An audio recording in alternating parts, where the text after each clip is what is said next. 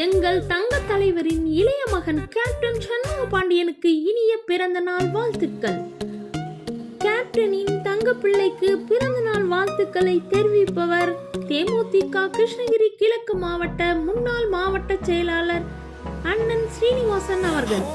இவருடன் இணைந்து நாமும் கேப்டனின் தங்க பிள்ளைக்கு வாழ்த்துக்களை தெரிவிக்கலாம்.